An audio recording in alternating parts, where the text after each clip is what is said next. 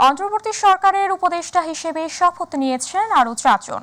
তারা হলেন Wahid Uddin Mahmud, Ali Imam Majumdar, lieutenant general অবসরপ্রাপ্ত জাহাঙ্গীর আলম চৌধুরী এবং ফাউজুল কবির খান। বিকেলে বঙ্গভবনে তাদের শপথ বাক্য পাঠ করান রাষ্ট্রপতি মোহাম্মদ শাহাবুদ্দিন। এই সময় উপস্থিত ছিলেন প্রধান উপদেষ্টা ডক্টর মোহাম্মদ ইউনূস সহ আমন্ত্রিত অতিথিরা। আরও জানাচ্ছেন রাকিব হাসান। বৃদ্ধি পেল অন্তর্বর্তী সরকারের উপদেষ্টা পরিষদ। নতুন করে শপথ নিলেন আরও 4 জন। বিকেলে বঙ্গভবনের দরবার হলে আয়োজিত শপথ অনুষ্ঠানে নতুন উপদেষ্টাদের শপথ বাক্য পাঠ করান রাষ্ট্রপতি মোহাম্মদ শাহাবুদ্দিন। আমি সশ্রদ্ধচিত্তে শপথ করিতেছি যে শপথ ও গোপনীয়তা পাঠ শেষে শপথ বাক্যে স্বাক্ষর করেন তারা। অন্তর্বর্তী সরকারের নতুন উপদেষ্টা পরিষদের সদস্যরা হলেন ওয়াহিদ উদ্দিন মাহমুদ, আলী ইমাম মজুমদার, লেফটেন্যান্ট জেনারেল অবসরপ্রাপ্ত জাহাঙ্গীর আলম চৌধুরী এবং ফাউজুল কবির খান।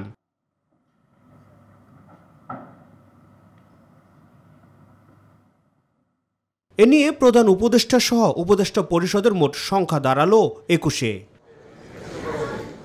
শপথ গ্রহণ অনুষ্ঠানে অন্তর্বর্তীকালীন সরকারের প্রধান উপদেষ্টা ডক্টর মোহাম্মদ ইউনূস সহ অন্যান্য উপদেষ্টা, বিভিন্ন বাহিনীর প্রধান, বিচারপতি, সুশীল সমাজের প্রতিনিধি সহ সমাজের গণ্যমান্য ব্যক্তি, ঊর্ধ্বতন সামরিক ও বেসামরিক কর্মকর্তারা উপস্থিত ছিলেন।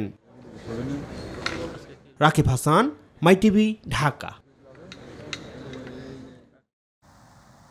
ভারতীয় প্রধানমন্ত্রী নরেন্দ্র মোদীকে ফোন দিয়েছেন বাংলাদেশের প্রধান উপদেষ্টা প্রফেসর ডক্টর মোহাম্মদ ইউনূস। তিনি মোদীকে বাংলাদেশের হিন্দু সহ সকল সংখ্যালঘু সম্প্রদায়কে নিরাপত্তা দেওয়ার নিশ্চয়তা দিয়েছেন। মোদী এ নিয়ে শুক্রবার সামাজিক মাধ্যম এক্সে একটি পোস্ট দিয়েছেন। মোদী জানিয়েছেন, হিন্দু ধর্মাবলম্বীদের নিরাপত্তা ছাড়াও বাংলাদেশের সাম্প্রতিক পরিস্থিতি নিয়ে তাদের দুজনের মধ্যে কথা হয়েছে। এক্সে দেওয়া পোস্টে মোদী একটি গণতান্ত্রিক, স্থিতিশীল, শান্তিপূর্ণ এবং অগ্রগামী বাংলাদেশের প্রতি ভারতের সমর্থনের বিষয়টি পুনর্ব্যক্ত করেছেন বলেও উল্লেখ করেন। বাংলাদেশের সাম্প্রতিক বিক্ষোভ ও সরকার পতনকে কেন্দ্র করে গত 16 জুলাই থেকে 11 আগস্ট পর্যন্ত অন্তত 650 জন নিহত হয়েছেন বলে জানিয়েছে জাতিসংঘ। এ সময়কার পরিস্থিতি নিয়ে একটি প্রাথমিক প্রতিবেদন প্রকাশ করেছে জাতিসংঘের মানবাধিকার বিষয়ক কমিশন। নিহতদের মধ্যে 4 আগস্ট পর্যন্ত 400-এরও কাছাকাছি মারা গেছেন। বাকি প্রায় 250 জন 5 ও 6 আগস্ট নিহত হয়েছেন বলে প্রতিবেদনে উল্লেখ করা হয়েছে। শুক্রবার প্রতিবেদন প্রকাশ উপলক্ষে এক বার্তায় জাতিসংঘের মানবাধিকার কমিশনার ভলকার তুর্ক বলেন, বাংলাদেশের পালাবদল মানবাধিকার ও আইনের শাসনের উপর ভিত্তি করে অন্তর্ভুক্তিমূলক শাসন ব্যবস্থা গড়ে তুলতে এক ঐতিহাসিক সুযোগ এনে দিয়েছে। এ সময় তিনি আইনশৃঙ্খলা বাহিনীর বিরুদ্ধে প্রাণঘাতী অস্ত্রের ব্যবহার, অতিরিক্ত বল প্রয়োগ, গ্রেপ্তার ও নির্যাতনের মতো বিশ্বাসযোগ্য প্রমাণের কথাও উল্লেখ করেন। This is a pivotal moment for Bangladesh. The transition ahead presents an historic opportunity to make human rights the cornerstone of governance and the rule of law. রাজধানীর নিউ মার্কেট থানার হত্যা মামলায় গ্রেপ্তার সদ্য বরখাস্তকৃত মেজর জেনারেল জিয়াউল আহসানের ডিবি কার্যালয় থেকে ঢাকার chief metropolitan magistrate আদালতে নেওয়া হয়। পরে জিয়াউল আহসানের 10 দিনের রিমান্ড আবেদন করে পুলিশ। শুনানি শেষে আদালত তার 8 দিনের রিমান্ড মঞ্জুর করেন। এর আগে বৃহস্পতিবার দিবাগত রাতে খিলক্ষেত এলাকা থেকে এনটিএমসি এর সাবেক এই মহাপরিচালককে গ্রেপ্তার করা হয় বলে জানায় ঢাকা মেট্রোপলিটন পুলিশ। গত 6 আগস্ট এক আইএসপিআর মেজর জেনারেল জিয়াউল আহসানকে চাকরি থেকে অব্যাহতি দেওয়ার বিষয়ে জানিয়েছিল। তার বিরুদ্ধে ফোনে আড়ি পাতা এবং গুম করে হত্যায় শেখ হাসিনাকে সহযোগিতা করার সরাসরি অভিযোগ তুলেছিলেন আন্দোলনকারী, শিক্ষার্থী ও বিরোধী নেতারা। তাকে আজকে প্রডিউস করে 10 দিনের রিমান্ড চেয়েছিল প্রসিকিউশন। সেখানে বিজ্ঞ আদালত তার পক্ষে একজন আইনজীবী, তার আপন বোন ছিলেন আজকে আদালতে। যেহেতু বোন, সে তো আসতে হবে, আসতে হয়, সেজন্য উনি এসেছিলেন। উনি বক্তব্য রেখেছেন। আদালত উভয় বক্তব্য শুনানি অন্তে 8 দিনের রিমান্ড মঞ্জুর করেছেন। বৈষম্য বিরোধী ছাত্র আন্দোলনের শিক্ষক সেলিম হোসেন নিহতের ঘটনায় আওয়ামী লীগের সভাপতি, দেশত্যাগী সাবেক প্রধানমন্ত্রী শেখ হাসিনা, দলটির সাধারণ সম্পাদক ওবায়দুল কাদের সহ 101 জনের বিরুদ্ধে হত্যা মামলা হয়েছে। নিহত সেলিম হোসেনের বাবা সেকেন্দার আলী বাদী হয়ে বগুড়া সদর থানায় শুক্রবার মামলাটি করেন। মামলায় শেখ হাসিনা ও ওবায়দুল কাদেরকে হত্যার নির্দেশদাতা হিসেবে উল্লেখ করা হয়েছে। নিহত সেলিম হোসেনের বাড়ি বগুড়ার শিবগঞ্জ উপজেলার পিরু ইউনিয়নের পালিকান্তা গ্রামে। মামলার আসামিদের মধ্যে আওয়ামী লীগের 2 জন সাবেক সংসদ সদস্য, 5 জন উপজেলা চেয়ারম্যান, 2 জন মেয়র, বগুড়া পৌরসভার 8 জন কাউন্সিলর, 10 জন ইউনিয়ন পরিষদের চেয়ারম্যান ও 25 জনপ্রতিনিধি আছেন।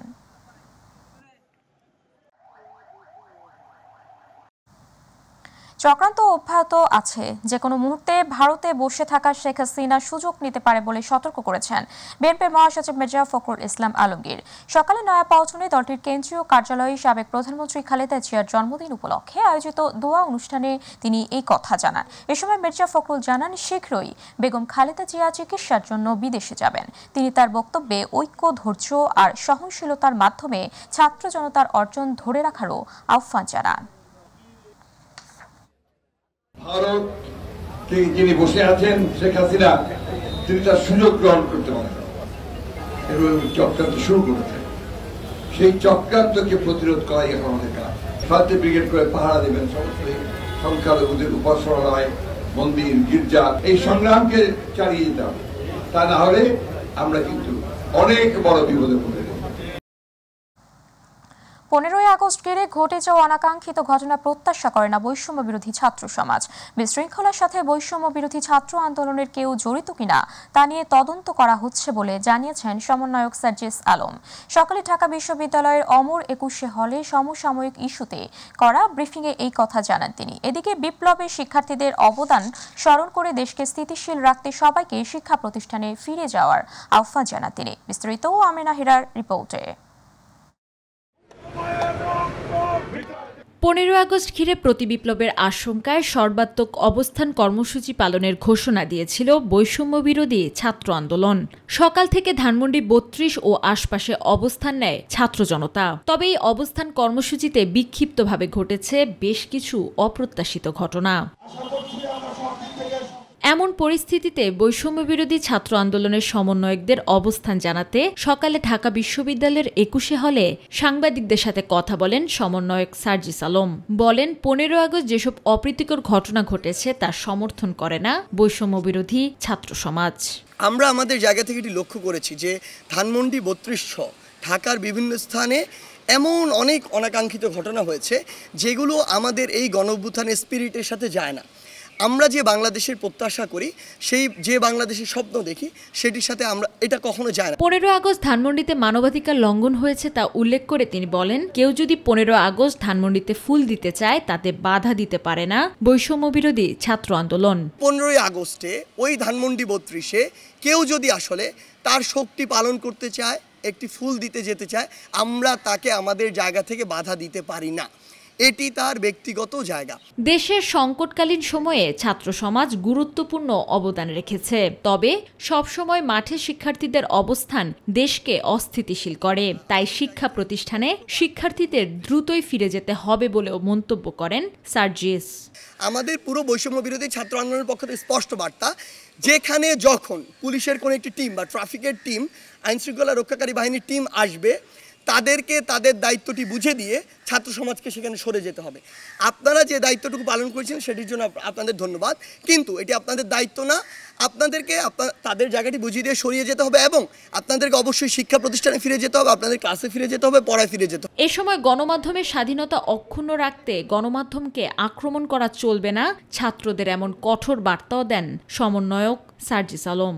গণমাধ্যম তার যে সত্য কথাটি সেটি তুলে ধরার সর্বোচ্চ স্বাধীনতাটুকু পাবে।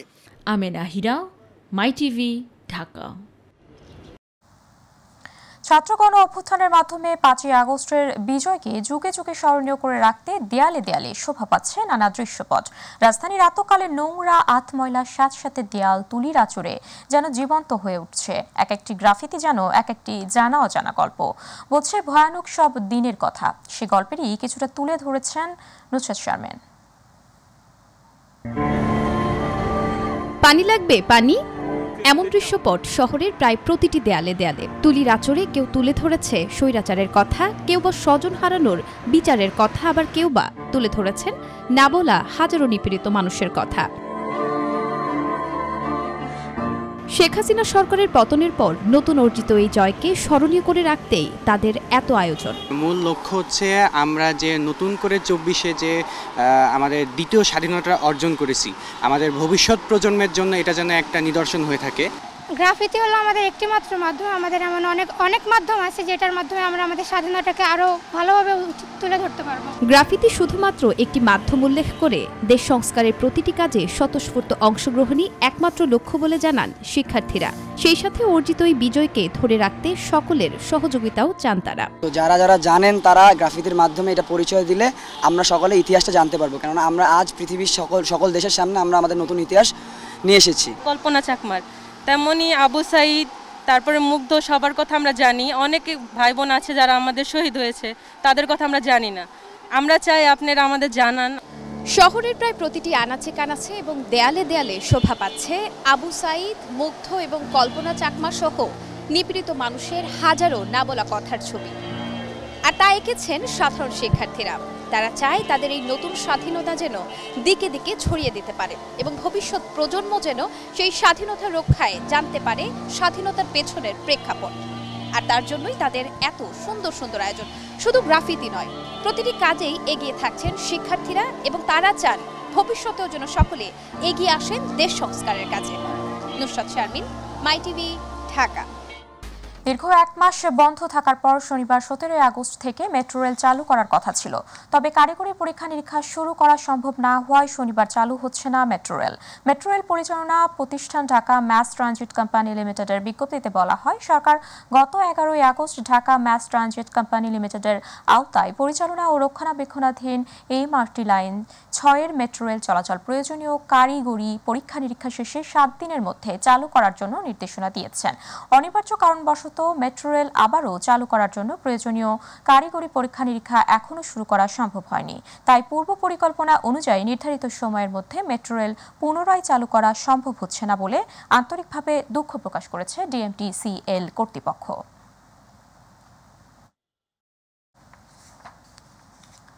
রাজধানীর বাজারগুলোতে কমতে শুরু করেছে সব ধরনের সবজির দাম, তবে একটি নিত্য প্রয়োজনীয় পণ্যের দাম রয়েছে আগের মতোই। ভোক্তারা বলছেন, বাজার সিন্ডিকেট ভাঙতে পারলে জিনিসপত্রের দাম আরও কমবে। ব্যবসায়ীরা বলছেন, কিছু পণ্যের সরবরাহ কম থাকায় দাম একটু বেশি। বিস্তারিত আবু সাইদ ও রিপোর্টে। অন্তর্বর্তীকালীন সরকারের প্রথম সাপ্তাহিক শুক্রবার ছুটির দিনে রাজধানীর নিত্য প্রয়োজনীয় বাজারগুলোতে ক্রেতা সমাগম একটু বেশি দেখা গেছে। সব ধরনের কাঁচা পণ্যের দাম কেজি প্রতি 5 থেকে 10 টাকা কমলেও এখনও অনেক জিনিসপত্রের দাম অনেক চড়া।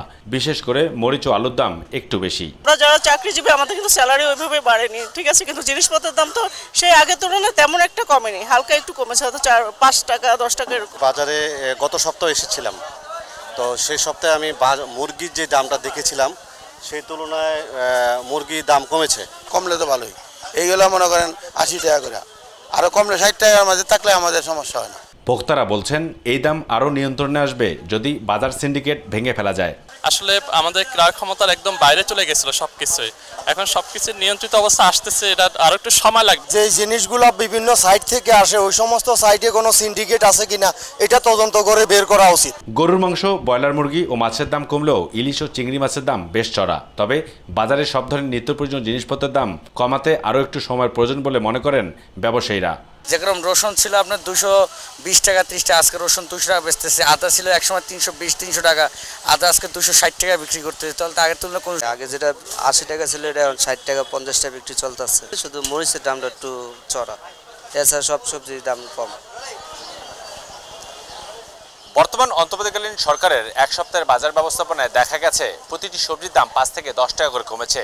তবে যারা কিনতে আসছেন সেসব ভোক্তাদের দাবি, এই দাম আরও যেন কমে এবং সহনশীল পর্যায়ে আসে, তাহলেই তারা স্বস্তি ফিরে পাবে। রামপুরা বাজার থেকে আবু সাইদ, মাই টিভি, ঢাকা। রংপুর কেন্দ্রীয় কারাগারে এক বন্দীর মৃত্যুর ঘটনাকে কেন্দ্র করে 2 গ্রুপের মধ্যে সংঘর্ষের ঘটনা ঘটেছে। এতে পাল্টাপাল্টি ধাওয়ায় আহত হয়েছে অর্ধশতাধিক বন্দী। খবর পেয়ে সেনা ও র্যাব সদস্যরা এসে পরিস্থিতি নিয়ন্ত্রণে আনেন। কারাগার সূত্রে জানা যায়, রংপুর কেন্দ্রীয় কারাগারে আটক বাহারুল ইসলাম নামে এক বন্দী সকালে গুরুতর অসুস্থ হয়ে পড়েন। এ সময় রংপুর মেডিকেল কলেজ হাসপাতালে নিয়ে আসা হলে কর্তব্যরত চিকিৎসক তাকে মৃত ঘোষণা করেন। এই খবর কারাগারে ছড়িয়ে পড়লে বন্দীদের মধ্যে উত্তেজনা ছড়িয়ে পড়ে। এ সময় বন্দীদের মধ্যে দুপক্ষে বিক্ষোভ ও ধাওয়া পাল্টা ধাওয়ার ঘটনা ঘটে। পরিস্থিতি নিয়ন্ত্রণে আনতে কারা পুলিশ ফাঁকা গুলি ছোড়ে। এতে আহত হন অর্ধশতাধিক কারাবন্দী। এরপরে সেনাবাহিনীর উচ্চ পদস্থ কর্মকর্তা, সেনা ও র্যাব সদস্যরা পরিস্থিতি নিয়ন্ত্রণে আনে। দর্শক, সাথে থাকার জন্য ধন্যবাদ। এছাড়া ইউটিউবে মাই টিভি সংবাদ পেতে ভিজিট করুন youtube.com/mytvniউজ এবং আমাদের অনুষ্ঠান দেখতে ভিজিট করুন youtube/mytvবাংলা, facebook/mytvবাংলা। আমাদের পরবর্তী সংবাদ দেখার আমন্ত্রণ জানিয়ে বিদায় নিচ্ছি আমি উপমা কুণ্ডু। আল্লাহ হাফেজ।